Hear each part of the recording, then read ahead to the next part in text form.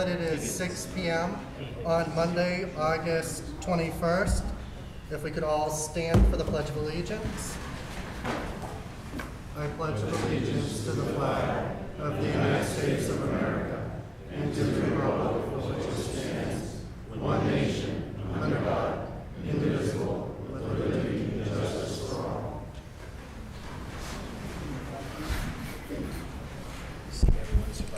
At this time, I'd like to ask our town clerk, Bob Craver, to come forward with Chief Ben and Deputy Chief Shaw for the swearing in of the new police officers, Jonathan Brooks, Sean Ebling, and Michael P. O'Leary.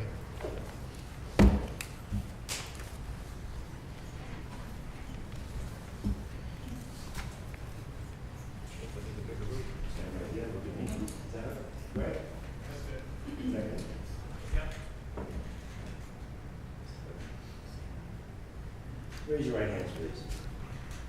You solemnly swear and affirm that you will faithfully and impartially discharge and perform all the duties of government appointed you as members of the Webster Police Force according to the best abilities and understandings agreeable to the town bylaws and the laws of the Commonwealth of South Dakota.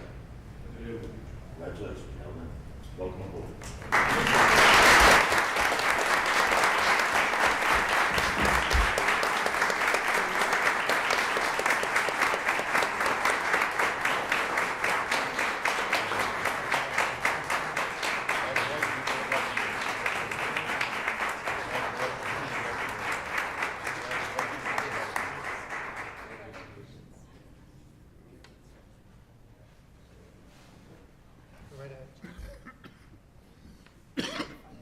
Real quick.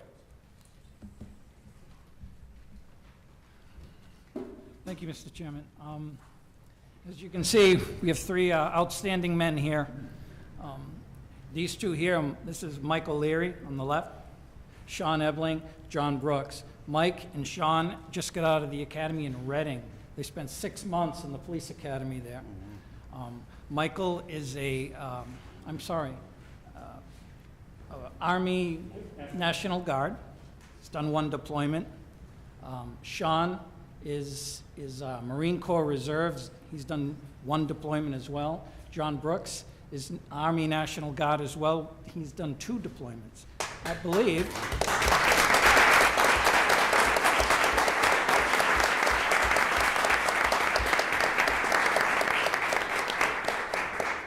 Officer O'Leary is originally from Millbury, I believe. Officer Ebling is originally from Douglas. And Officer Brooks is originally from Thompson, Connecticut. I got that right. So we're excited to have the 3 of them. We expect big things from them.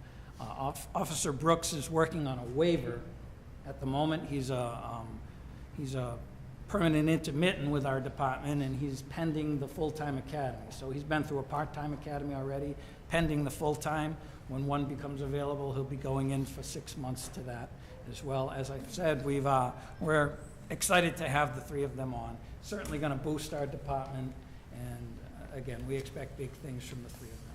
Deputy, anything to add? I just will add, I think we hit a home run with these 3. I think we're really fortunate to have them, and I look forward to what the future holds. Excellent. Thank you. Thank you, Mr. Chairman. You're welcome. Thank you. Congratulations. And I just want to add congratulations on graduating from the academy. And Jonathan, we know you a little better since you worked over in dispatch, so we know they were a little disappointed, but we're glad that their losses are gained. I would just further add that Officer Ebling, he was the platoon leader for his academy. I believe there were 44 young men and women in the academy, and he was the platoon leader who led the whole academy. So that was quite an accomplishment as well. Great. And we thank you. Thank you.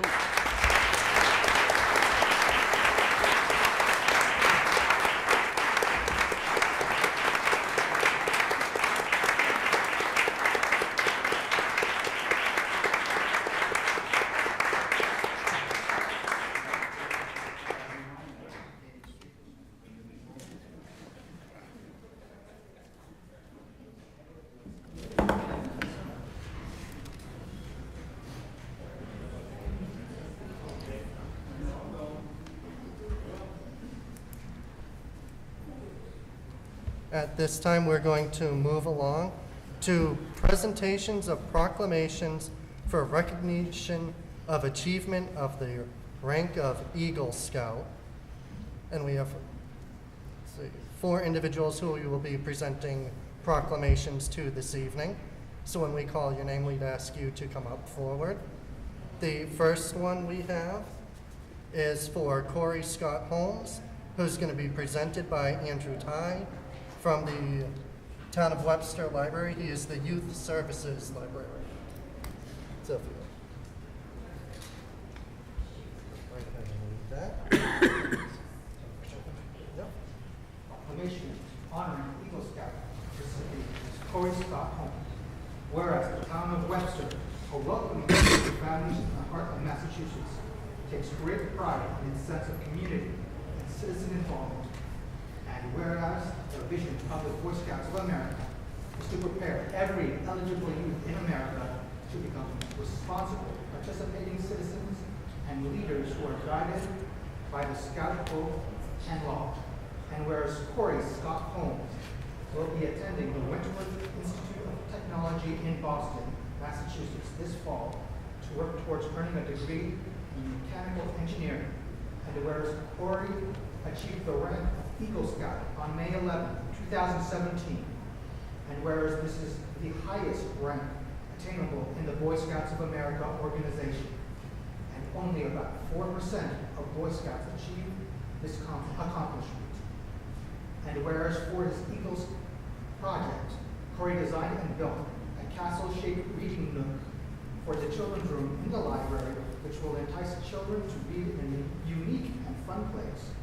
And whereas Corey selflessly dedicated 4 years of his youth volunteering as a counselor for the Webster Dudley Boys and Girls Club, and whereas his contributions to the children of the town of Webster, both in the form of a personal resource and compliment, and then as a thoughtful donator to the enhancement of the children's area of the Webster Public Library, and whereas Corey has grown into a well-respected young man for all children and adults to admire. Now therefore be it resolved that we, the Town of Webster Board of Selectmen, do join with the citizens and employees of the Town of Webster to hereby honor and thank Mr. Corey Scott Holmes of Boy Scout Troop 173, chartered by the St. Joseph Basilica, for his hard work and dedication to improve both the lives and reading experiences of the children of the town of Webster by dedicating his time, his ear, and his talents through the Webster Dudley Boys and Girls Club, and as a result of his Eagle Scout project, and for his achievements in attaining the admirable rank of Eagle Scout, the highest rank in the Boy Scout of America organization. We do proclaim this on the 21st day of August in the year 2017.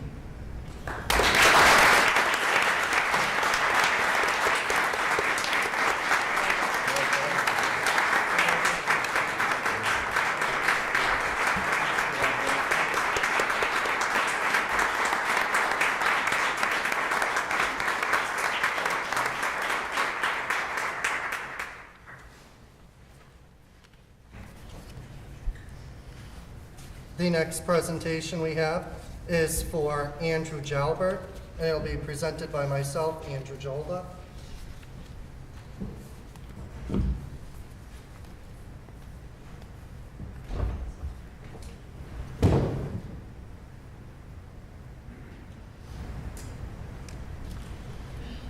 The proclamation reads, whereas the town of Webster, a welcoming place for families in the heart of Massachusetts, takes great pride in its sense of community and citizen involvement.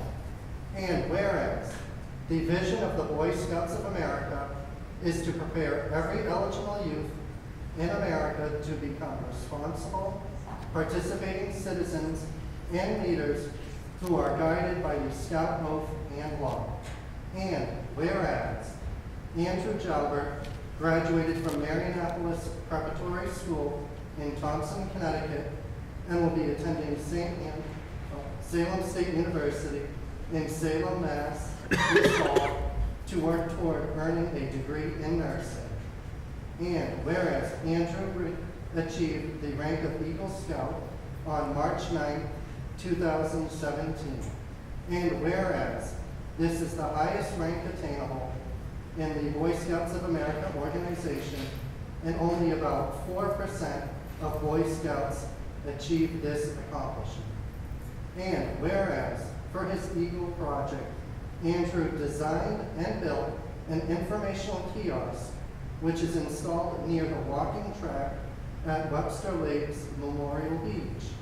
And whereas the kiosk displays a map of Webster Lake and informs visitors about the local American bald eagles that have chosen Webster Lake for their nesting grounds. And whereas this contribution will educate visitors for many years to come by illustrating the connection of this once endangered species to the town of Webster and Webster Lake.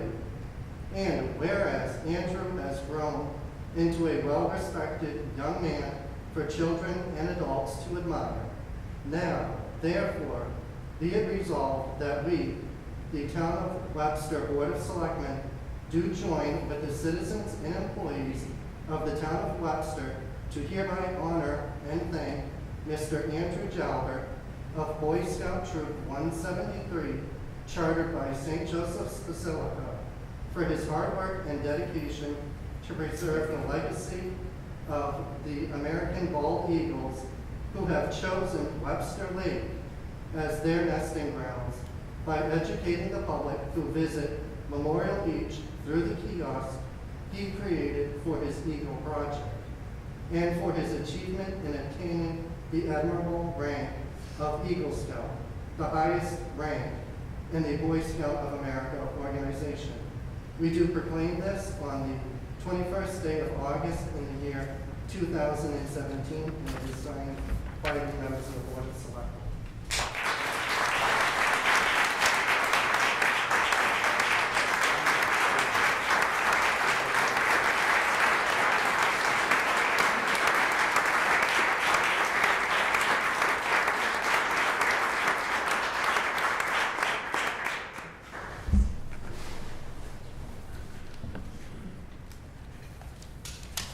The next proclamation we have is for Eric Stephen Ropey, and it will be presented by Patricia McKay, Assistant Principal of Park Avenue Elementary School. Okay. All right, we're just waiting for Patricia to arrive, so we'll move on. The next gentleman is unable to be here as he is gainfully employed. He is currently working his job. With your permission, if I may take that. My name is Christopher Malash. I'm a troop committee member for the troop, and his Eagle Court of Honor will be in about 3 weeks' time. And if I may, I will present that to him at that time. Absolutely. Thank you, sir.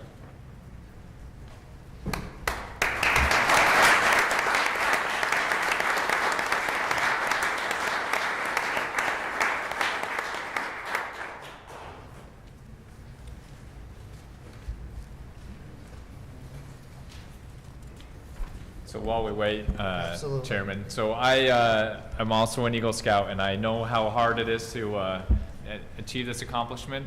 My mom especially knows how hard and difficult it can be, so I want to, from my perspective, congratulate them, and I know it puts them on a great path to a good future, and there's a lot that you can learn from being an Eagle Scout and being in the program.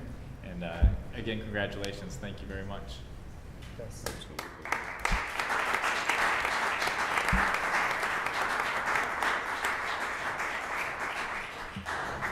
There is someone who came here tonight specifically to read the proclamation from Bartlett High School for this young man. I don't know if that's something you might consider. I wasn't aware that he wasn't able to be here tonight, and so I invited Yeah. the baseball coach Oh, from well. Bartlett High School to be here tonight. Yeah, we can. Oh, perfect. Perfect. Not a problem. Thank you. Thank you for being here. So we could skip this and come back to it when the, Absolutely. yeah. Yeah, as soon as she arrives, we'll go back. So continue on, we'll come back to the proclamation for Eric as soon as the representative arrives. Oh, she's here? All right. So Eric, if you'd like to come forward along with Patricia McKay to present the proclamation.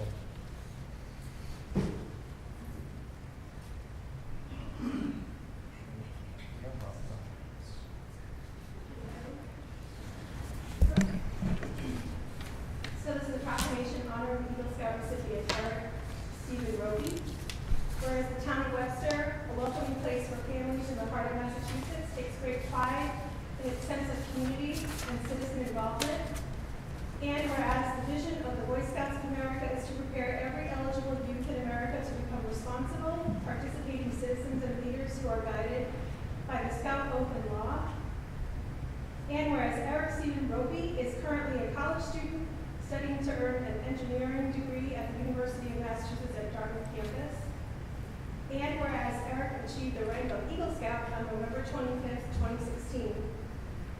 And whereas this is the highest rank attainable in the Boy Scouts of America organization, and only about 4% of Boy Scouts achieve this accomplishment.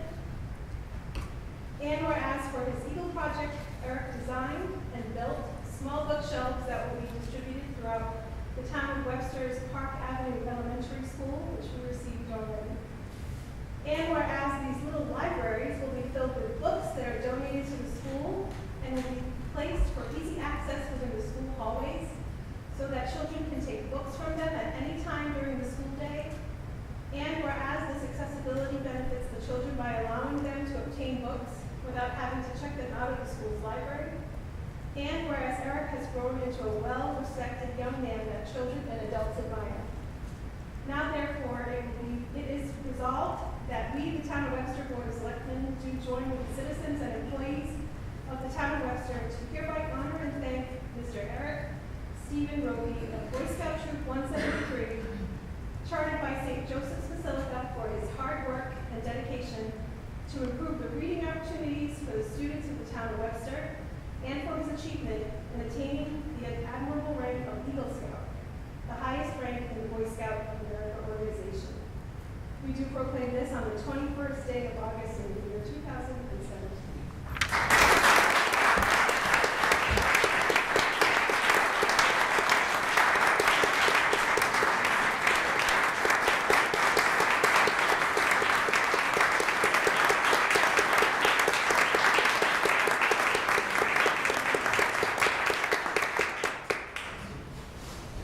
Congratulations, gentlemen.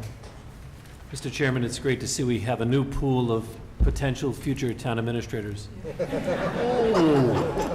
In many years to come.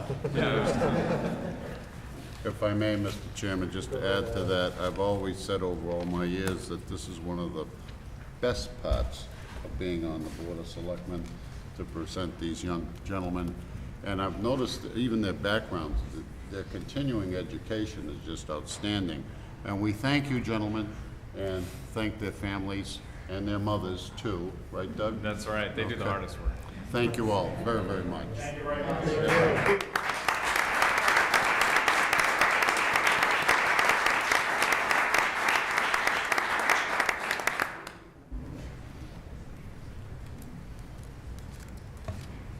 And now we will have a presentation from the Blessed Backpack Brigade. I'd invite Paul and Lori Joseph to come forward.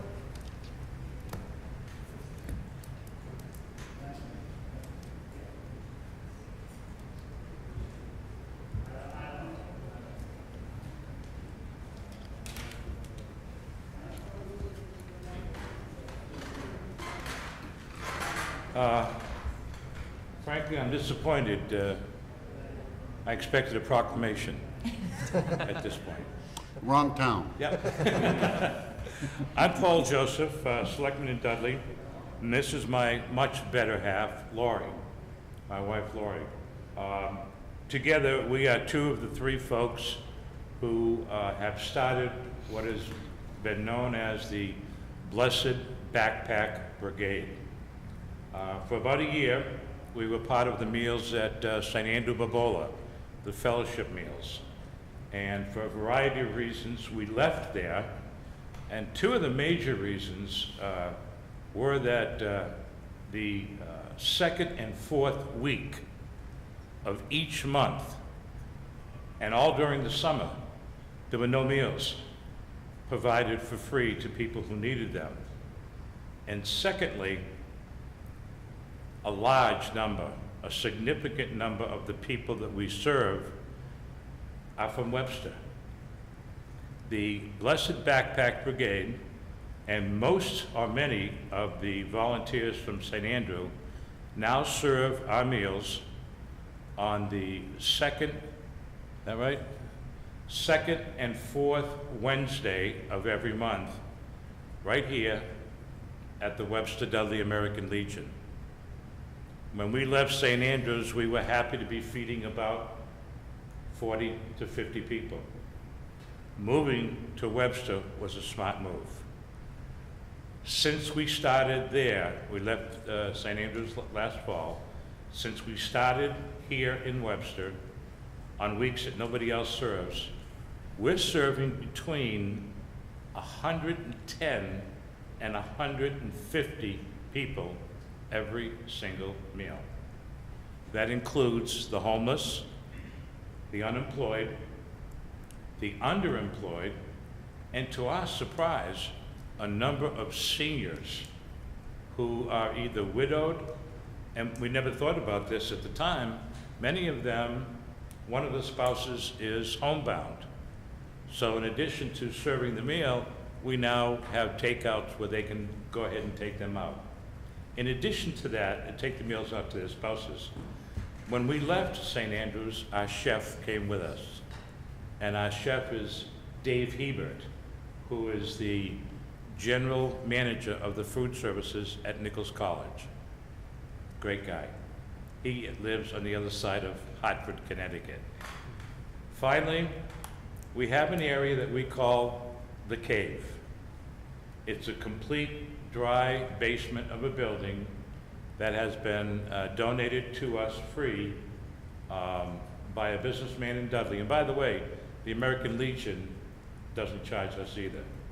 But he donated the facility, and we are busy now year-round, providing everything from tents to toiletries, foodstuffs, sleeping bags, clothing. We just got from Jen a nice backpack filled with stuff, and she knew we were coming here. She says, I know what you folks need. She said, here's a backpack for you. I'll let Laurie fill in anything I left blank, but let me tell you why we're here. It really is a community effort. And there is not a single person that comes that doesn't say thank you on their way out the door. Money is irrelevant. We'll always find a way of working that up. Every single one of them says thank you. We already have a sponsor for our Thanksgiving meal. Everything. And that is the Dudley Women's Club. We are looking to have you do here something that we're doing in Dudley. We're going to ask you, through your selectman's office, to solicit about 10 elected and appointed officials to serve one of our meals. And we invite you not only to serve, but to come meet the people. Father Robert, who's a chaplain for the Webster Fire Department, came once, and now we can't get rid of him. He says, this is the kind of community outreach I have been looking for since I've been here.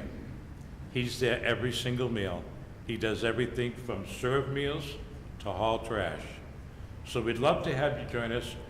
Dudley officials are going to serve one meal, and we'd like to have Webster serve one meal because it really is a community effort. And I got to tell you, you're going to be shocked when you see the number of people that fill that place. And every single one of them needs it. You know? We will be having on September 16th a fundraising yard sale right by the bridge coming into Dudley. All right, we're going to do that. We're taking donations for that. And we have found a couple of people a job One in particular was a homeless veteran living in a burnt-out Volvo in a junkyard. 50-some-odd years old when we found him. He lost his wife tragically. He was a master carpenter, and he couldn't have hit any lower. In fact, we actually put him into protective custody to save his life. And he's now a functioning person, a functioning individual, and he works full-time at Nichols College in the food service. And we even bought him a motorized bike, 49cc, so he doesn't have to register it or have a license, and that's how he gets around. So we hope you'll join us. And Laura, did I forget anything? Go ahead. She's the brains behind the outfit. We know that. We know. Yeah. Thanks, Mark. Just briefly, we are a 501c3 charitable organization, and a lot of people ask, why are you called the Backpack Brigade? And the very first meal that I went to at St. Andrews, I came home and I said to Paul, I met 10 people. And he said, what are you talking about? And I said, people that live in tents in the woods in Webster and Dudley. And I was beside myself. And Paul, of course, being Paul, had to go and see for himself, so he came to the next meal.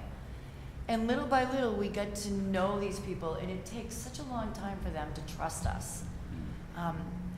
And we would ask them, what do you need? What can we get for you? And the best way we found to provide them with these things were through backpacks. So they would give us lists, initials only, because they wouldn't tell us their names in the beginning, of what they needed. Underwear, socks, toiletries. And they go through that stuff constantly. Basic, a sunscreen, bug spray. And we got them all backpacks, and they carry these belongings with them. And that's how the Blessed Backpack Brigade came to be. So we filled their backpacks and put their name on them, just in chalk. And then when they came to the next meal, thanks to Laurie and Lisa Berg, the assessor from Dudley, every one of them had a backpack with exactly what they wanted. And it's been working. We've been able to keep a number of them sane. We've only lost one, and that was Tracy, who was found here in Webster on the railroad tracks last April, bled to death. And she was very, very sick. And she was not only the first woman, she was the first person, homeless, to come to us for help. And it's not worth it. It's just not worth it. Webster has, as you know, it has many. And so does an Oxford, which doesn't claim to have them. But we've found 2 families up there, one husband and wife, and one family with 2 kids, and they're living in the woods. So they're everywhere. So we'd just like you to participate, have fun, and join. And I tell you what, when you leave the meal, you just feel better. You really do. And one other thing that we're proud of is that we got 14 of them off the streets, out of the woods, and into a tenement. So that's, to us, that's a great accomplishment. And the other thing is, we're gonna have a bucket brigade on September 2nd, or a backpack brigade, whatever you wanna call it, at the Webster Dudley Town Line from 9 to noon. That's also the 16th? September 2nd. Oh, September 2nd, that is? Listen to your That's even wife, better. please. That's sooner. Excuse me, Mr. Chairman. I told you she's the brains. Yes. Jen's gonna have a donation box set up somewhere in the town hall, with your permission, where we will accept, donations in kind.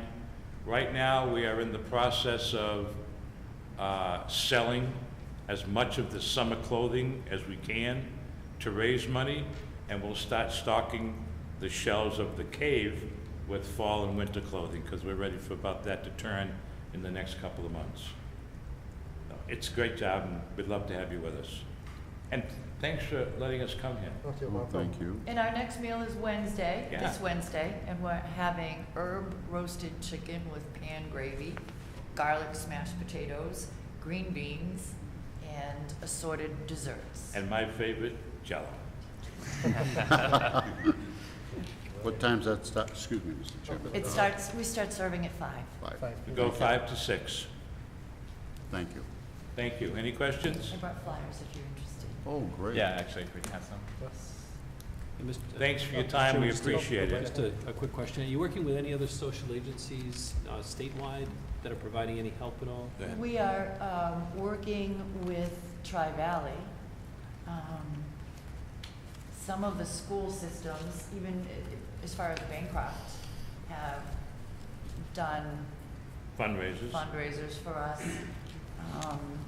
We just got contacted by a woman from WIC, so we will be meeting with her on September 1st. And a couple times a year, our meals are served, this is cool, by the president, the dean, and the vice president of Nichols. They come down, they put on their hairnets, and they serve. And they love it. Nichols College just contacted us again today, actually. Last year, they contacted us, and they asked us to become one of their clients. They run an events class. An entrepreneurial class, right? Probably, Yes. yep. And they're given 4 weeks to plan an event for fundraising. And they did a fabulous job for us last year. They did it at Point Breeze. And that was the seed money we used to start the meals here at the Legion so that we could continue to feed people. And they want us back again this year, so that's pretty cool. I'm excited about that as well.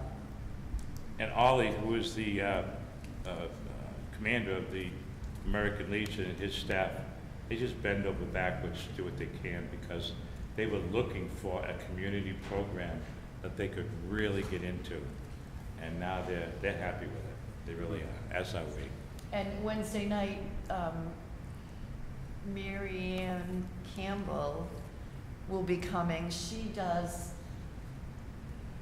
calls it pleather, but they make mats, sleeping mats. They crochet them out of plastic bags that you get at the grocery store. And so she heard about us, and she will be coming, she and her husband. They were able to gather up enough folks to come up with 8 mats for us, so they're gonna come and donate those on Wednesday. Excellent. Hey, can we go now? He's got a select. You gotta make. Yeah, we gotta go, we're coming. Thanks for all you do. Yes, thank you. Thank you. But thank you for letting us talk, Oh, you're and we welcome. hope we can We raise appreciate it. awareness, and Thanks, Andrew. You're welcome. thank you. Thanks. Thank you, Lori.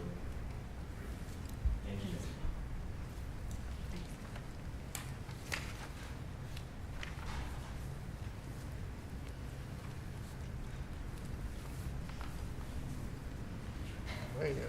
This time, I'll entertain a motion to open up the public hearing for storage of liquefied petroleum gas located at 200 Gore Road, Webster, Mass. So moved. Motion and second. Any other discussion? If not, Jen, I'll ask you to poll the board. Selectman Becker? Yes. Selectman Gage? Yes. Selectman Miller? Yes. Chairman Jolda? Yes. Yeah, so we have, the first one is 200 Gore Road, that's the Indian Ranch. So they have a maximum of 14,000 gallons. They have 2 1,000-gallon underground storage tanks, and with the maximum quantity of LP gas to be stored in containers of 2,000 gallons. I talked to the fire chief, Chief Hickey. He was in full support of approving this, so I recommend that the board approve this evening. And do we have any representatives here on behalf of Indian Ranch that are speaking? Yep. If you want to come forward.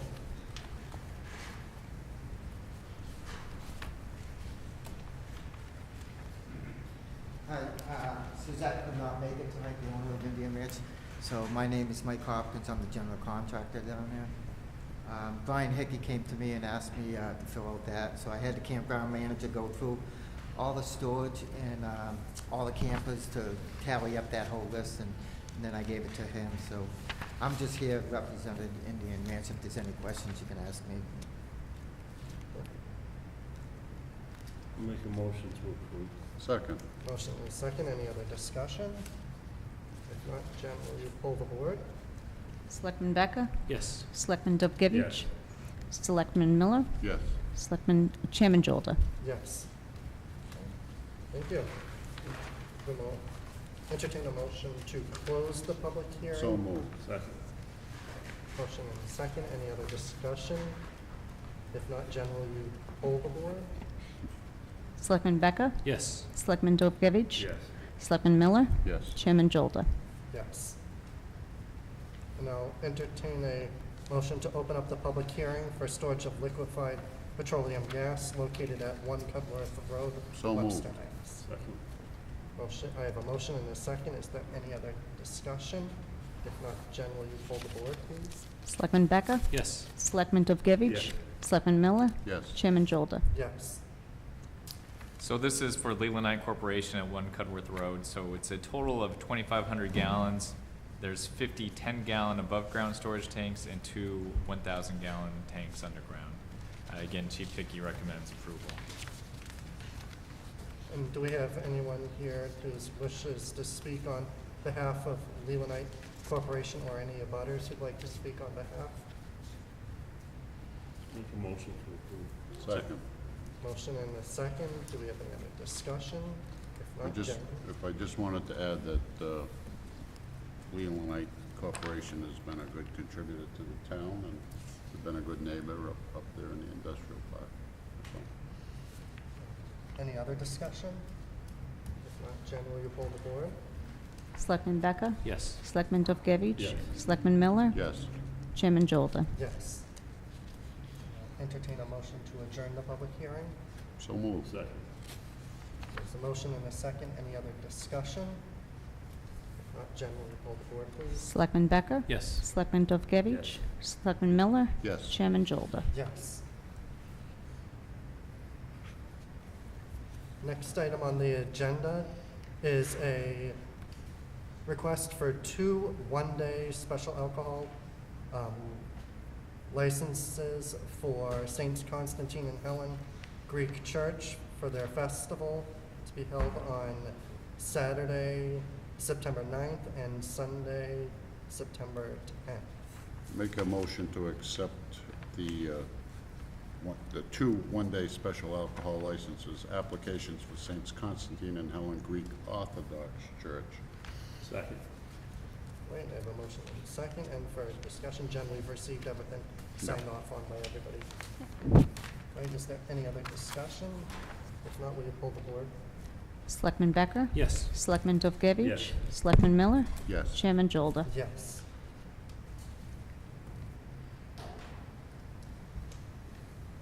And now I'd invite Ann Morgan, the Director of Planning and Economic Development, to come on up. So while Ann's coming up, I didn't really realize, but most of you had not met Ann until we had our meeting. Our last meeting, week. yeah. So we're very grateful Ann's on board with us. She joined us from the great town of Grafton, and we appreciate her coming over. Ann came into a difficult situation with, we didn't have a town planner for several months, and we had CMRPC was covering for us, but they had different people that were in and out of the office, so a lot of things fell through the cracks, and Ann has been sweeping all those up and is doing a great job getting us organized and back to a steady state so we can start building from there. So I'll let Ann go over some of these slides, but mostly it's just what she's been working on, what she sees as the future, and some of her long-term goals for the department. Absolutely. I'll let Greg fire this up. It just flickered, so it should be coming on in a second. There we go. I can see. Yes. Good evening. Thanks for having me here tonight. I'm looking forward to just giving you a very I don't want to say quick overview, but there's going to be a lot of information, so I would encourage you to call me or come visit me at any time if any of these particular items pique your interest and you want more information. I think it's really important for people to be as engaged as possible in the process. Doug did a nice job of explaining what I inherited, and like I said, I think I've gotten to the last layer of the onion, but every time I think I do, another layer appears. So tonight I'm going to give you a quick overview of what the department looks like now, because it has seen some significant changes since 2016. Some of the key functions that I do on a day-to-day basis, some of the projects that I've started to engage for a long-range planning and other goals to serve and protect the town's needs and interests, and then give you an opportunity to ask questions. I will have a couple of final comments, and Doug should jump in at any time when he feels he wants to speak up. The dotted lines to the left and to the right of my name indicate people that I work with closely. I do not supervise them directly. Mary Overholt, who is the conservation agent, she works part-time. She will be in to visit with you at another point to explain the breadth of her work. She's a busy lady. She does a lot of important work to protect our environmental resources in town. I also work with and manage the interdepartmental processing of invoices and project management with CME Associates, Chuck Eaton specifically. Some of you may or may not know him, but he has been a great resource. He has become our consulting engineer, as you no longer have a town engineer on staff. The department now apparently at one point had a town engineer and staff below that, and that structure has changed. So now we have contract services with CME, and Chuck is a tremendous resource. He's been wonderful to work with, as has everyone. I should have stated that up front. I've really enjoyed working with the staff in this building. Stanley is somebody that I sign his invoices. He's been working on an archival project.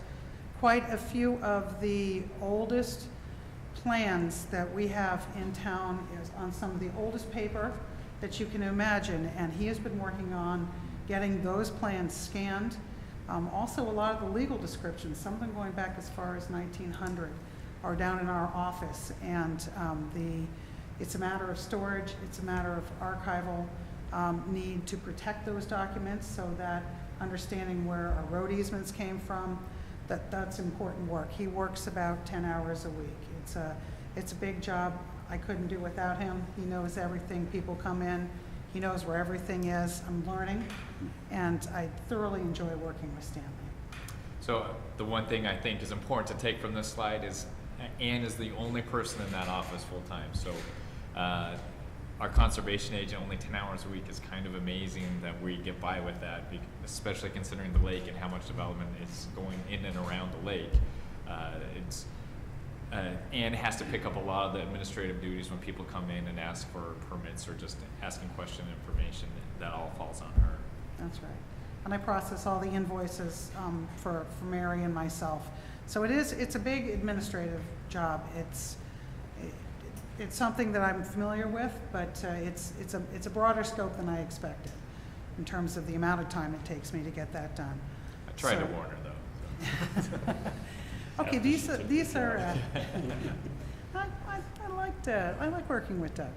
These are the 4 key functions that we do in the office. I will tell you the first 3 consume about 85% of my time.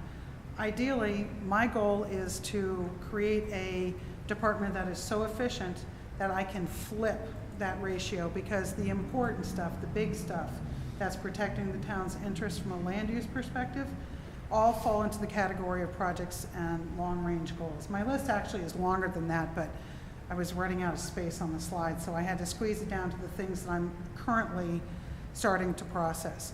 Customer service always comes first, always. That is for people coming in needing assistance in filing applications. You'll notice under my staff support that currently I serve staff to both the Planning Board and Zoning Board of Appeals, and each one of those applications has a fairly extensive administrative component because state law requires it. We can't bypass it. I can't shorten it. I've tried. It doesn't work. So sitting with the public on a day-to-day basis. Someone comes in the door, I stop what I'm doing, unless it's an emergency, and I walk them through the process. If you don't do this every day, it can be very overwhelming, and I appreciate that. So I'm very customer service oriented. You'll notice under the customer service piece, you'll see, general inquiries. We get emails all the time. I do work very closely with the building department and the health agent. We are kind of the land use module, I guess. So we're constantly going back and forth. I'm working on a project out on Gore Road. What do you know? Their institutional knowledge has helped me tremendously in understanding, how best to, approach staff reports and whatnot. So website content based on what our current website is now, I do need to update some of it. When we move to the new website, I plan to use that platform to do even more community education and outreach, something I have a lot of experience in. That was one of my specialties in Grafton. I had overseen 2 website overhauls, and I believe in the power of what a website can do when you can give the public the information they need. If they can come to me with a better understanding of what to expect, then my time of sitting with them goes from 20 minutes to 5. And again, that's an efficiency increase for me. So you'll see under the customer service that I've got a number of things under there. The board decisions for both the ZBA and the planning board, I put under customer service because that's serving the board. It's also serving the applicants and the public. Staff support to boards, right now, planning board and zoning board of appeals.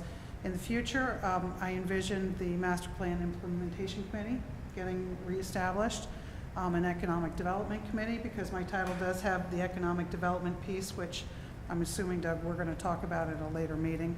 It's a broader scope of conversation.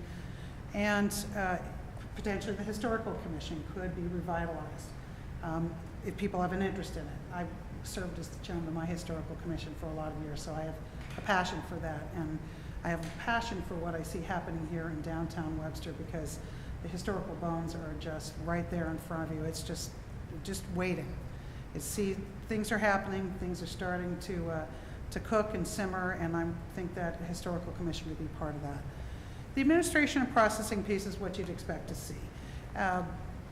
One of the big things that I didn't quite figure out where it would fit was at the bottom of that category, networking and ongoing professional development. This is a field that changes all the time. I am in contact with CMRPC. I'm now a member of the Mass Association of Planning Directors, and I'm constantly scrounging around for the best and newest information to make sure that Webster is being served best by whatever is out there that can protect our interests. So one thing in that category that I think Ann has done exceptionally well is covering the peer review fees. So when an applicant comes in, they have to pay a fee for an outside engineer, CME, to review the plans. And that was kind of just a jumbled mess. So there were some people that owed us thousands of dollars and others that we owed money to. So she was able to straighten all that out, and the net gain was positive for the towns. Well, I've managed to, I inherited about $30,000 in unpaid invoices, and I think I've got it down to about 11 now. So I'm chopping away at that. It's good for CME, it's good for us, but it also lets the applicants know that there's somebody in the office now who is paying attention to those accounts, and people have been very gracious. I haven't run into any problems so far. When I let people know they're running at a deficit, we pretty much get the money fairly quickly. So it's important that that account management piece be handled. I did just get my Munis training, and that's a godsend, because now I can stop bugging accounting and I can look up my own accounts. So the administration processing piece is fairly substantial right now. Again, I'm looking to create some efficiencies that will reduce some of that time for me. I won't lie, a part-time admin would be most helpful. But it is your money, it's the taxpayers' money on how you perceive the needs in every department. It would be a tremendous benefit, and I'd probably weep with joy if you were to say that there would be the future for a part-time admin. That would be very helpful. But for now, I'm managing, and we're doing just fine. So under the long-range goals and the projects right now at the top of the list, you'll see recreational marijuana bylaw, which I think everyone here was at that meeting last week. Selectman Miller, were you at that meeting? Oh, I was there. Okay, Quietly, good. I would say, yes. Okay, good, because I'm working on the draft meeting minutes, so I want to make sure I got everyone there. That I'm moving forward with immediately, because there's no time. Oxford, we just got word today that Oxford is going to be having a special town meeting for their moratorium. I plan to go and see what they've written down and see what we can get from there. So that's at the top of my list. Economic development initiatives is a multi-tiered approach, and Doug and I will address that at a later time, but I feel that everything that I do in my department leads towards economic development. And it's something as simple as, gee, this application is not especially helpful if you're a business in town trying to figure out what's the best path to go forward from a permitting perspective. So I think everything, big and small, all roads lead to economic development, and I'm looking forward to, jumping more into that. Policies and procedures for the planning board and ZBA. We institutionalize a lot of the stuff we tell the public in our heads, and then we say it over and over and over again. Well, we're going to put together some guidelines for the public so that when you sit down and say, I need a variance, I just got a denial letter from the building inspector. Where do I go from here? What are my choices? So I'm working on developing policies and procedures for them to have to guide the public in that. What I'm going to ask Doug to do is to move to the next slide, because as next items I do have a more extensive, and I can send this to you. It's a lot of words, I know. Again, economic development, it's a broad range of effort that needs to be done in order to get that really cooking at a much higher level. The zoning bylaw, I see a 3-tier process. I have gone through it. There are a number of things right now that must be fixed that haven't been addressed. For instance, floodplain. The language in the floodplain bylaw has to be changed to reflect the new firm maps, and they have not been changed. Something as simple as those referential things that need to be done, Scrivener's things that need to be done at town meeting. And then there's some things in the bylaw that exist now that need some more thought and some more development. I have some members on the planning board who have expressed an interest in being a part of all of this, and then going forward with new initiatives to protect the town's interests. And some of those will become obvious, that the wireless bylaw needs to be updated to reflect the Jobs Creation Act, some of the best practices. So that's sort of a long-range project, starting with the simplest things. Let's fix some of the Scrivener's errors or some cross-references that no longer match within the bylaw. And all of this will be brought forward, and nothing moves quickly in government, so I'm going to move as fast as I can. Website content, again, the new website will enable me to really bring forward a lot of information and hopefully engage the public through a subscriber service, so that if people really want to know what's happening, they can get a notice that the planning board is up and running with their agenda, and here are links to the project files. So you can actually sit at home in your fuzzy slippers and look at every project that's going to go before the planning board. And I think that's a tremendous benefit for people to understand how the town develops and why we get from A to B. The subdivision regulations have not been updated since 1993, and I've gone through them with a fine-tooth comb. I've identified about 70 items that need to be addressed to bring it up to best management practices. So this is all the really exciting stuff that most people probably don't think twice about, but they concern me. Common driveways are of concern to me. We have a lot of lands, we've got a lot of land here in town that people are looking to develop pretty extensively. The lots are small out by the lake, and if you've got a large lot and you want to get another house in, how do we do this? So some things in the subdivision regulations do concern me, that we need to protect the town's interest by getting up to the current standards. And the policies and procedures, which I spoke about earlier, these are the things that I'm working on right now. That doesn't include other things that will come onto the plate. I know I'll be working with Doug on developing green communities work as well, and I've got some other tech-related projects that don't really fit any of these categories, but for the most part, that's what I'm doing. When you see me here typing like a maniac down in the office, this is what I'm working on. So, like I said, the first 3 primary categories, which don't include projects and goals, are very admin driven, and some help would be most appreciated if you would think about that. And it's a lot of information. I liken it to drinking from a fire hose, so I encourage you to call me, come sit with me. I've been putting up some antique maps around the office, and just to inspire people. And people do come in now. They sit down, they wait for mail. I thought you were trying to cover the holes in the wall. Well, we're doing that too. I got 3 different paint colors down there, which, back in the 60s was fine, but now I'm trying to cover it up. So I would encourage you to please come see me, and, if you have any questions for me right now, something I can answer now or get back to you. I thought it was very informative. First time, really, I've ever had a presentation like this. Oh, good. Didn't know what the town planner did you? So. I didn't even know it until the other day. Yeah. Right. Because you never introduced us. That's right. Well, I didn't want to scare her away. She's very valuable. So. I have teenagers. It's going to take more than that to scare me away. So, but I'd be happy to come back at any time if there's something specific you want to talk about. And like I said, come see me. You're my best resource. You know the town better than I do, certainly. And as far as the economic development, I think we're discussing that in a couple months. So she'll be back in perhaps October to. I got a lot of great ideas for that too. So. Oh, good. Nice. Mr. Chairman, just a quick question. It was great to see you in action for the first time, to meet you at the planning board meeting, but just a little bit of your background. I mean, we obviously know and trust Doug dragging you from Grafton to Webster, but can you just give a little of your background information? Absolutely. Let's see, how far back do you want me to go? I have a master's degree in regional planning from UMass Amherst, and I had worked in a number of consulting firms. I started my job out at the city of Boston, and East Boston was one of my neighborhoods. So when people say, oh, you're finding Webster tough? I said, you should try working in East Boston. This is really very lovely. So I did a lot of work there. And with planners, we're kind of a general practitioner. For the city of Boston, I did zoning board of appeals work. And I did neighborhood planning and zoning work, so I rewrote zoning. And then I went off to a couple of private engineering firms. I worked for VHB. I worked on the Fort Devens reuse plan. I did a number of things. I was raising a young family at the time, and then the time came to be at home with my kids.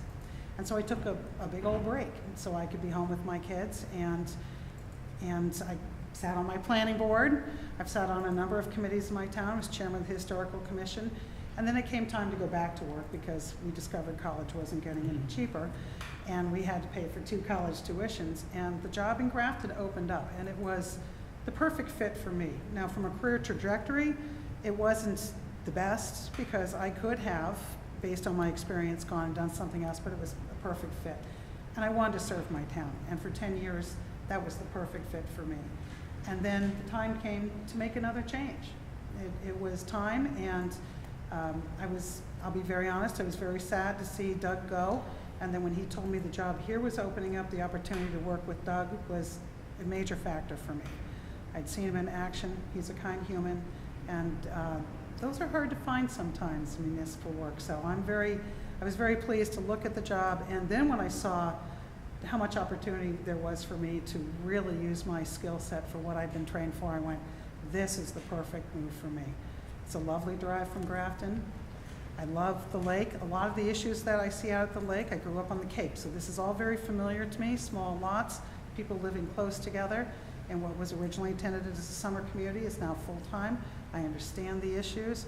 And then to come downtown, my second day here, I got to do a tour with Carol Sear and Doug around, and all of that economic development stuff that I had done in the town of Amherst when I served as an intern, it all came percolating back.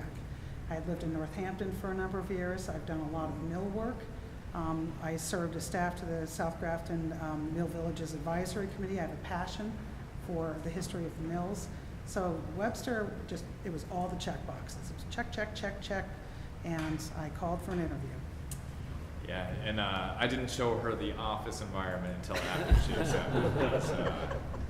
It's a little scary down there. Well, we're ordering some air filters soon, so hopefully some of the money that was recently approved. Yes, it will go there, yes. But I love this old building, so I'm now referring to it lovingly as the lower level. So not the basement. I'm thrilled to have you. I'm very happy to be here. Thank you so much, Amy. Thank you. And if you want a copy of this, Doug's got a copy, but otherwise, come see me. I'll email it out.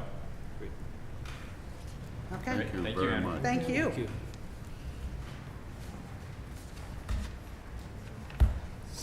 Mr. Chair, the next Yes. items on the agenda, we put under a consent, consent agenda. So typically, this is something new we're trying, but consent agendas, you take one vote and approve all of those items. So we try to put the things that were non-controversial on there, things that everyone will agree, and to save a little bit of our time so we can have more time to discuss other more, pressing items.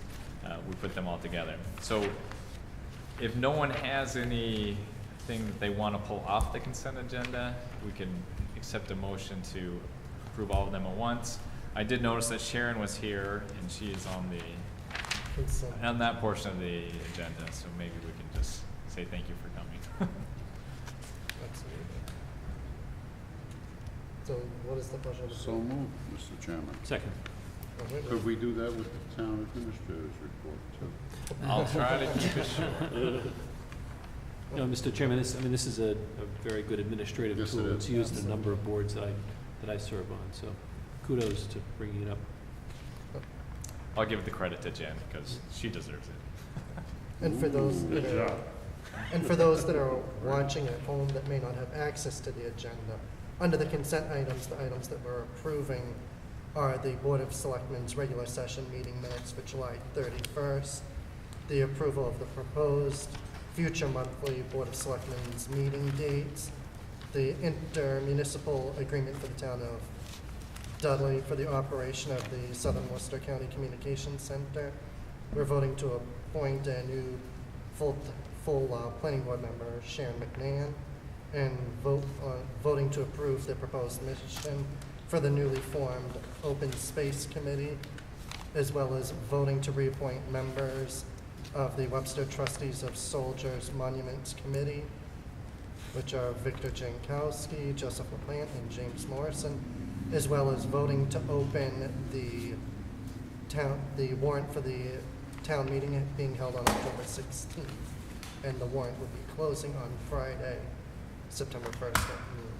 So we have a motion and a second. Is there any discussion? If not, Jen, will you poll the board? Selectman Becker? Yes. Selectman Dobkevich? Yes. Selectman Miller? Yes. Chairman Jolda? Yes. Great. And moving on, we have the town administrator's report. Well, So I'll, thank you for coming, Sharon. Yes, thank you, Sharon. And congratulations. So I'll cover the TA report. I'm not going to read every line, but if you have a question on one of the ones I skipped, feel free to interrupt me and ask. I just want to point out we had a very successful National Night Out on October 1st. It was a great evening. Lots of people attended, perfect weather. We also are going to have a Civil War reenactment in 2 weekends, September 7th through the 10th, that will be at the Memorial Beach. They'll be doing a demonstration on Saturday and Sunday. There will also be dedicating a memorial to the Civil War veterans. As far as the beach, it is going to continue to be open on the weekends through Labor Day, and the weekend after that will be the Civil War reenactment. We're still working on potentially finding ways to keep it open on weekends later in the year. We had a drug bust at the McDonald's a couple weeks ago. That was part of our directed patrols that the police department's trying to do, using officers and directed at specific areas that we know are problems. And it was also with the partnership with the Worcester Drug Enforcement Drug Trafficking Agency. And the open space and recreation plan, we're still looking for volunteers, but we have 3 or 4 that have shown interest. So if you know of anyone that might be interested, send them our way. On finances, the FY16 audit is still under review. We're reviewing one last account just to make sure we have everything finalized there. That report's expected next week. So at our next meeting, we'll have a fully detailed report on that. For tax titles, we met with a company that they will purchase all of our tax titles off of the town, as well as all the fees and interests that are due to the town. This is something we're looking into. We're asking other communities that have done this how it went, what their experience was. I think this will be a very good step for the community. We'll be able to, there's a lot of tax titles that, people say they don't even own the property or whatever, but this company will help us research those all and clean them all up for us. Next, for the Park Ave, there were some project expenses that were submitted to the state that came back as not reimbursable. The DOR, as we've been meeting, they identified some of those, so that's up to potentially $200,000 that we could get as deemed reimbursable for the community that were otherwise not so. And we worked with the finance committee and the finance department heads to put together some financial policies. I'm suggesting that we cover those at our next meeting instead of the next 5 on our list that we usually cover. For economic development, we have planters and benches and trash barrels that are going downtown this week, so be expecting those. The flowers will be really pretty, so let me know what your thoughts are on them, and we'll see if we can make them even better. We were notified that we got our CDBG grant from the federal government. That's $825,000. That's the money that Carol uses to support her office and the projects that she's doing downtown. And the armory is going forward, so it has been vacated. All the town equipment is out of it. The contractor working with Chris Robert has removed all the asbestos. He's planning on submitting a building permit very soon, so that will be moving forward. We're still waiting for the state legislature to remove that clause that requires it to be a community youth facility, but Representative McKenna is on it, and he's pushing that bill forward. As far as maintaining infrastructure, the water treatment plant bids are out. Those are due back at the end of September. The library, after the town meeting vote, we are in the process of relocating the tenants there. The architect has come to some department head meetings or development team meetings to show us their proposed parking lot design and layout.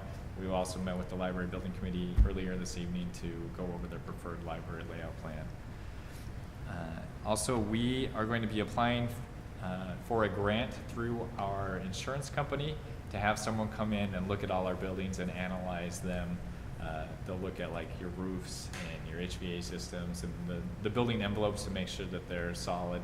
The insurance companies likes us to do this because then in the future they'll have less claims, so it's a win-win for us. They also have a software program that you can plug all that information into, and it helps us track the future maintenance needs. So again, on 5C, the streetlights, that money was approved for the audit to be done, and Tinko Electric was the winning bid, and they'll be starting an audit in the next couple of weeks, and then we will be requesting town meeting to fund the conversion of this current sodium streetlights to LEDs. And we're also applying for a grant to potentially have National Grid cover some of those costs. The Personnel Advisory Board has been working on a handbook, and we're at the finishing up the draft stage of that, so it'll still be a few more probably months before we have a finalized version to the board, but we're still working on that. For Clean and Beautiful, I just wanted to thank the Sheriff's Office. They have been doing a lot of work cleaning up around the French River Park and here at the Veterans Courtyard. They've been very helpful and doing a great job. And I also like to thank the local businessman who's been providing lunches for that crew. I very much appreciate his generosity. And a few weeks ago, we talked about the nuisance property slumlord bylaw. A lot of people have been reaching out. We're working on addressing that, making it better. And later on tonight, we'll be appointing myself and Jen as code enforcement hearing officers, which will help us in that process. And last of all, transparent. We are working on being as transparent as possible. We're putting the agenda on social media, and we have the citizen survey that people completed. Jen has put that all in a format. I'm going to put it, add a cover memo to it, and we'll provide that to the board and to the public in the next few weeks. And our new website is again in process. Greg has shared I call it the skin, where they show the different pictures and the way it's set up, and it looks really nice, and I think it'll be more helpful for residents trying to get information for the town. Any questions on anything on here or things I might have skipped over? Mr. Chairman, just a couple for Doug. On the first page, the tax title delinquencies, the only concern I would have there is to make sure that this company would purchase all and not cherry pick. Yeah, so we can, we get to pick which ones. We can say you have to take them all, or you can take our most, the ones that have the most return on their investment, and then we're stuck with the rest, which is obviously not a good choice. And there's a certain cost, as I'm sure we all know, to it. So depending upon what percentage they pay us, whether that's a 70 or 80%, it may be worthwhile. Yeah, so they have to pay us 100%, but then they want to cherry pick and pick the ones that will be most beneficial to them. There are like three questions Yep. more. On the second page, the 825,000 CDBG grant, I know it's Carol's office, but are there any other specific projects? So the one that they submitted this past round was for updating Dresser Street. So right now, the elevations are really off, like the sidewalk's much lower than the road, so that would address that and basically start over and a full repave. Okay. And then down a little further on the Armory, I know the bill is being looked at with Representative McKenna and Senator Fatman, but are we going to be looking to have the town donate that, I assume, to a nonprofit through maybe a town meeting? Yeah, but I so assume it's going to be the property would then have to be donated somehow or make its way into some nonprofit. Yeah, so I think what is most likely is that the Board of Selectmen will enter into a long-term lease. Okay. So we have entered into a short-term, we have a memorandum of agreement that he's paying all the bills right now. So when it's actually finalized and we have the approval from the state, we'll bring the lease before the board. No, so I want to also thank Mr. Robert, because he's taking a bit of a leap of faith there, spending his own money on it, so I certainly appreciate all that. The last question was on the library. Any news potentially with regards to, I don't want to say point the finger, but the planning issues that we faced at the town meeting? Yes, pursue that. I believe I told you that our regular attorney has submitted it to a construction specialist. The construction specialist was on vacation last week, is reviewing it, so we should have an answer in the next week or so. Thank you. Thank you, Mr. Chairman. We have a motion to approve the town administrator's report. So moved. Second. Motion and second. Any other discussion? If not, Jen, if you want to pull the board. Selectman Becker? Yes. Selectman Dubkevich? Yes. Selectman Miller? Yes. Chairman Jolda? Yes. Nothing under old business, so under new business, we have acknowledgement of the receipt of and review of the August 13th, 2017 open meeting law complaint by P. Higgins and vote to resolve the same. So I was just telling everyone that it's been 5 months and we've been great without any issues. So if you looked at the packet, we did get a complaint at our meeting on July 31st. We had one-day special alcohol license request from the PACC on the agenda. The complaint was that the PACC wasn't spelled out and that the date and time were not listed as well. So we have, actually on the next bullet point, we will be requesting the board to re-vote that, to ratify the vote that was taken on the 31st to address this. We have been talking with town council about ways to avoid this in the future, so we will be sending agendas to them, and they're going to give us a checklist to just double check, make sure that we have everything covered. When we went to the training a few months ago, and this was not something they even cover in the training, so but now we're aware that there are no longer going to be any acronyms on the agendas. And I assume, based on what we saw tonight with the agenda, we'll see a lot more detail in there. And I don't mean it all to be flippant with this, but it was a little surprising to get a complaint on this, given that, this has been practiced well before my time. Yeah, and PACC, that's what's on their tax bill, that's how it's known in town. Well, I Googled PACC Webster, and came up exactly with what you'd expect. Right, yeah. The good news here is that, we're just gonna continue to try and build more on it and live and learn, so we don't have any of these in the future. Right. So I would recommend the board now vote to resolve this issue, and we'll resolve it by revoting it on the next agenda item. Okay. I know it sounds a little weird, but Motion. Yep. So moved. Make a motion to resolve. Second. Motion and second. Any further discussion?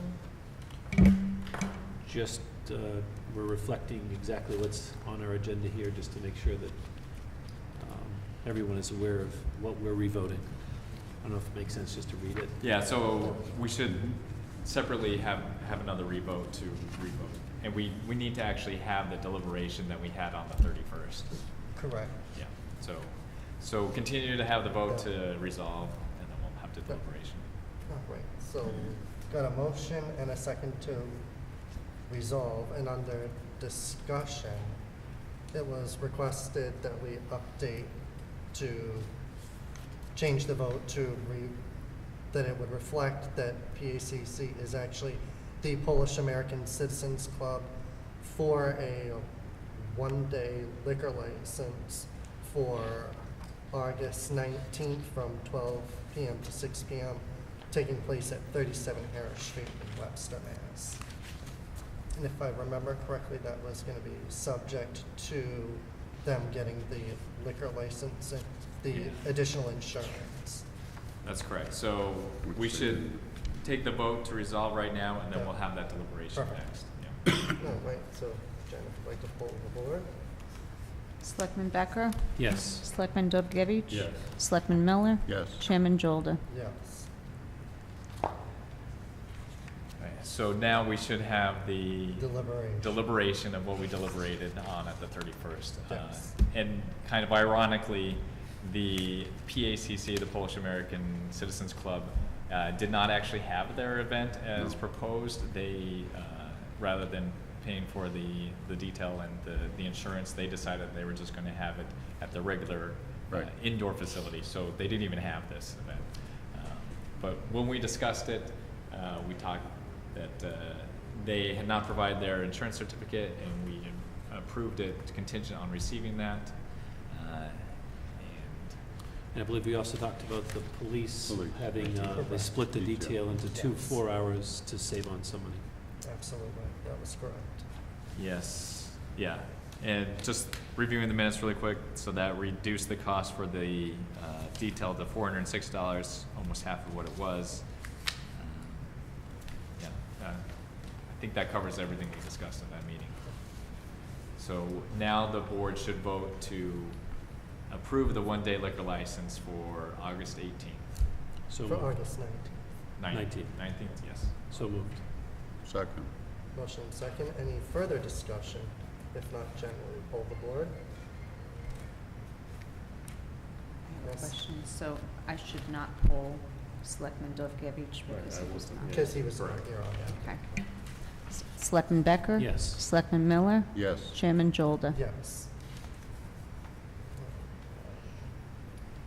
So that Thank you. takes- We'll have town council respond to the Attorney General's office with the board's vote. Perfect, thank you. Next item on the agenda is discussion on Central Massachusetts Regional Planning Committee delegates and alternates for fiscal year 2018. Yeah, so CMRPC has space for 4 delegates from the town of Webster, 3 actual and 1 alternate. The planning board appoints 2 of them, and then the board of selectmen or myself are supposed to appoint the one alternate and then 1 official member. Unless the board is strongly desiring to be appointed someone on the board, or if you know someone that's interested, we can take them now, or I'll just try to find someone and I'll appoint them myself. So unless anyone here on the board's interested, I'll do my best to find someone. I think Don was on that. Our current delegate. Careful, you will not be here some meeting. He was. Our current delegate is Chief Hickey. Seriously, I thought that. He was. You But- might want to ask him. I'll ask Don, and if you're okay, if you don't have anyone interested, I'll just appoint someone that is interested and that actually will want to attend the meetings. It is actually a good benefit for us because the more people that attend, they give us bonus credit so that they'll provide additional services to us with those credits. So do you need them? No, unless there's someone that you're ready to appoint, then I'll just take care of it. Moving on, we have the resignation letter from former Finance Committee member Kyle Becker. And Kyle was on the committee for about 6 months. He moved out of town, so he had to resign. We're And I grateful for his believe- service. And I believe he was the Board of Selectmen's appointment. He was. So the Board of Selectmen will have 2 appointees. So you'll have another one available to appoint. Is that, or they only have one now? One. Oh, so you'll be able to appoint 2. We have someone that has applied, sent us a letter of interest. I sent that to the Finance Committee Chair. I did send that, right? Yeah. Okay, good. And assuming it's okay with him, it'll be on the next agenda for the board to approve. And do we need to take a vote to accept the resignation? Might be nice. So is there a motion to accept the letter of resignation? So moved. Second. Motion. With regrets, Mr. Yes, Chairman. absolutely. Is there any discussion? And I will recuse. Jen, would you like to pull the board? Selectman Dogevich? Yes. Selectman Miller? Yes. Chairman Jolda? Yes. Next item on the agenda is the review of Massachusetts General Law, Chapter 148A, Section 2, Local Code Enforcement Hearing Officers, written notice of code violation, fine, hearing, and appeal, along with the vote to appoint local code enforcement hearing officers for the town of Webster, being Doug Willardson and Jennifer Sutherland. Thank you. So Chapter 148A is the code enforcement section of the MGL. So rather than taking all our code enforcement issues to criminal proceedings, if we appoint a hearing officer, we're able to do those with non-criminal disposition, which makes it much quicker and easier, and it will make our process much more effective. So asking the board to appoint myself and Jen as another hearing officer in case I'm unavailable. We can go over the law in a little more detail if you'd like, but essentially it'll just allow. Yeah, right. So a code enforcement officer will be able to issue a notice of violation. If they want to appeal it, then either Jen or myself can hear that appeal. I'll make a motion to approve. Second. Motion and a second. Any other discussion? If not, Jen, will you poll the board? Selectman Becker? Yes. Selectman Dovgevich? Yes. Selectman Miller? Yes. Chairman Jolda? Yes. Next item on the agenda, we have review the combined Board of Selectmen policies on alcohol licenses, nonprofit special alcohol licenses, service of alcohol training, and liquor law violations. So after our last meeting, the consensus was to kind of combine this into one document to cover all those different areas, which we've done here.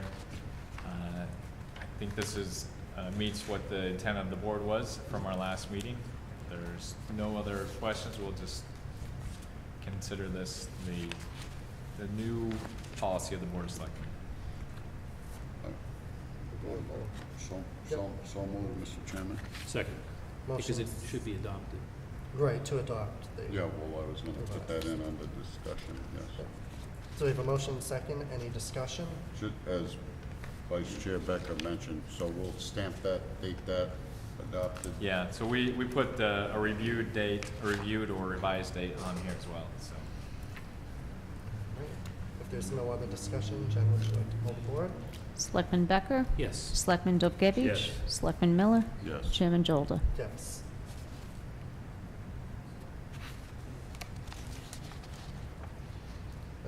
we have for our next, these are gonna be discussed at this meeting. We have the policies and procedures on department head evaluations, police videotaping, transfer station, Memorial Beach passes fees, dogs at Memorial Beach Drive, and the gate hours for Memorial Beach. So, Mr. Chairman, we can review the 5, but I would request the first one, the department head evaluations, that we hold off on that one. The Personnel Advisory Board is reviewing this policy, and they have some recommendations for changes. Absolutely. So we can address that when their work is complete. Not a problem. The second one, the video cassette recording of every person being booked at the police station. I spoke with the police chief. He thinks this is a good idea and should continue as a policy. Hopefully the board agrees. Mr. Chairman, I agree. I think maybe just cleaning up the language, Yeah, 'cause video someone may cassette not know what recorder- video cassette recorder is Yeah, anymore. it's so probably it's all digital video, right. Yeah. DVR now. And I didn't know if state law pertains here, and the chief may very well know this. Does state law require police departments to do this, therefore negating the need for this? Yeah. Right, That's exactly. state law, so. I'll check on that, I'm not sure. But also, Mr. Chairman, if I would, we might have state requirements, but also federal requirements on that also. Yeah, just gonna follow state federal law. Yeah. Absolutely. I mean, it was coming out new 21 years ago. Correct.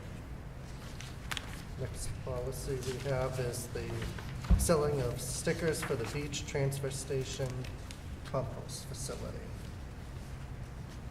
Right, so in here we have selling of the stickers right now, or a couple years ago, if you see in here, the fee schedule is included. This was adjusted after the beach committee met and reviewed the schedule of fees, and this is their recommendation. The one change here was that we adjusted the transfer station fee to $40 this past spring, so we could cover our own costs. I think that this is an appropriate schedule of fees. I think it's reasonable, and it seems to be working well. The costs, the revenue coming in are meeting our costs, and it gives local residents a break, and also handicapped and veterans also get it for free. So I think it's an all-around good policy. If I may, Mr. Chairman, on the registration and the veteran's name, the widow or widowers may not obtain. I think we had overturned that, well, the board did prior years ago, because that was on a sticker thing, list. And I know they do give, for example, as an example, if you are a widow of a veteran, and if you have financial situation, you can get $2,000 on that, on, say, burial as an example. I just happen to know a little bit about that. But the thing is, I think that was on a list, and by mistake, allegedly, that was put on that the widow or widower could not obtain a sticker. I think if the spouse has served as, Right. you know, as a veteran, it's almost like a little bit of a Yeah, incentive. I think in practice, we're not doing that, is that correct? No, we do give the widow. Yeah, right. Yeah, Oh, I just wanted to make sure that's clear. So, yeah, we can address that, remove that. Thank you. Mr. Chairman, just so there's been no issues with the procedures, is what's been happening. The only question I had was, one of the suggestions was, and this probably couldn't have been done this year, but next year with regards to the flow of the traffic, to make it easier and have a kind of a fast lane Yeah. for residents. I thought that was a very good suggestion. I think so. I spoke with Kenny about that, and it's like, well, it's very rare that there's a backup of more than 2 or 3 cars, but on those occasions, yeah, it does make sense to have a drive-through lane if you already have your sticker go through and you don't have to wait for everyone that's paying with cash. One thing that the turnovers that are part of this, I don't think this actually needs to be part of the board's policy at all, but it's a little bit confusing and tedious the way it's structured. So I spoke with the accountant and the DPW office. We agreed that it would be a lot easier if we just took a certain percentage of all of the sales and put those towards the general fund, and the rest can remain in the recreation fund instead of a $5 per $30 fee. It gets very confusing, and it's not worth the time to have it all. Mr. Chairman, does that need a vote in the future once you have a recommendation, or is that how that split occurs? Yeah, so we were recommending the split be like 75-25, 25% go to the general fund, which is approximately what we've been budgeting for the general fund. Maybe similar to what we did with the alcohol policy, we can come back with the final format and we'll approve that at the next meeting. Absolutely.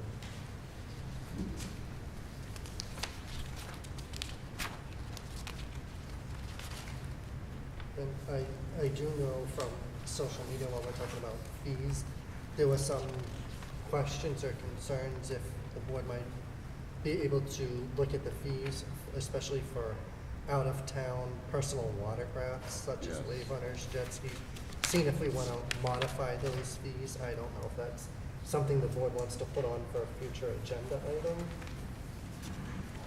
It should be, I would go along with that, Mr. Chairman, because there are some situations, I think you and I talked about that. And I think it should be on a future agenda item. Absolutely. Yeah, we can do that. Yeah. So right now, it would be a $50 one-time fee or $200 for a season pass. Yeah, for non-resident motor vehicle with watercraft is $40 for weekdays or $50 on weekends, correct. So you'd like to take that up in an additional, another meeting specific to that item? Correct. Please. And we're looking to specify Personal watercraft. wave runners, PWCs. Yes, separate from boats. Oh, like, jet skis? Yes. Yeah. Okay. PWCs, I guess, the generic. Yeah, right, not the, Right. so the next policy is dogs at Memorial Beach. Again, I spoke with Kenny, the highway superintendent, on how he felt. Both Kenny and I feel strongly that dogs should not be in the beach area on the sand. There's a little more room, in my mind, for around the walking track. But it's the board's policy. I don't know how you guys feel, if you want to open that up. Perhaps if you allow dogs there, then they'll just take them to the beach. That's just the problem of picking things up. Yeah, exactly. Well, Mr. Not Chairman, everyone is doing it. Yeah, Mr. Chairman, I think, I looked online, you can buy a $200 1,000-bag dispenser with, an aluminum container to throw the poop in. And I think they should be allowed, at least on the walking track, or maybe the nature walking track with the bridge. But I think it should be allowed. I agree completely, not on the beach, for a number of health reasons. But and it would, you'd put a sign up. I hate to say another sign, but you'd have to have the dog leashed. Yes. Of You course. try it, if it doesn't work out, Yeah, then we- you can always rescind it, right? And see if people pick up after themselves. Yeah. Yes. Well, we do have a bylaw on that too, through the chair. Yes. Just another point, maybe at a later meeting, I know there's been discussion for the last several years on a dog park sort of thing, so maybe we could put that back on the table if it's all right with the board. Absolutely. Yeah. So we can move forward and we can test it out on a trial basis of having dogs at the beach before the gate. And so that way they can go around the track and the other track With the bridge. with the bridge. And we'll review it again in 6 months and see how it's working. And you'd have to buy 2 dispenser/receptacles. Yeah. With the cost of $400 for both of them, based on what I quickly Yeah, I researched. think that's. Who's gonna inspect the area? Are you volunteering? No. You have the town parrot. Yeah, well, okay, we can take care of that. And the last policy was the gate hours at Memorial Beach. So currently they're from 7 a.m. to 7 p.m. when the beach is manned. So the idea of that was that you'd get the boaters, the fishermen in the morning, and then you get the crowd coming in throughout the day. So, this is the board, I think that's still good. And, Mr. Chairman, just through the chair, the beach would be open till 9. Right. Correct. So it wouldn't affect the closing hours. Just for a matter of discussion, Mr. Chairman, the only reason we extended the so-called collection hours is because at 5 o'clock, they'd be up and down Thompson Road blocking off. And, Mr. Chairman, again, just, is there any other part of the recommendations from that beach committee that may need to be addressed here? If we can just follow up on that, that may be pertinent to this. I'll double check the point of clarification. So when the upcoming weekends that they're open, we're not going to be opening at 7 a.m. We'll have someone come at, I think it was 10 is what Kenny said. You spend more money paying the person to collect the money than you are collecting people coming in. They get 1 or 2 people between 7 and 10. Yeah. Thank you. So for the next 5, we'll hold off on those and we'll discuss the financial policies at our next meeting. And we'll confirm the policies we just discussed. Excellent. Do you have any informational mail? So we got a letter from the Department of Housing and Community Development notifying us of the $825,000 grant. We got a letter from the Massachusetts State Lottery Commission notifying us that the GCN African Market will be selling Kino, I forgot what the exact, Kino to go, yes, that's right. The Polish American Citizens Club, they notified us that they were going to be closed August 10th through the 17th to serve their suspension, which they did. The next letter is from the ABCC notifying us that the PACC did not show up for the hearing and so it was dismissed. Then we have 2 notice of hearing. There was a compliance check sting done in Webster on Monday, June 26th, and there's 2 local businesses that were caught, so they'll be going to a hearing in Boston in October. So if I could, Mr. Chairman, just a question on that. Is there anything locally we are required to do? No.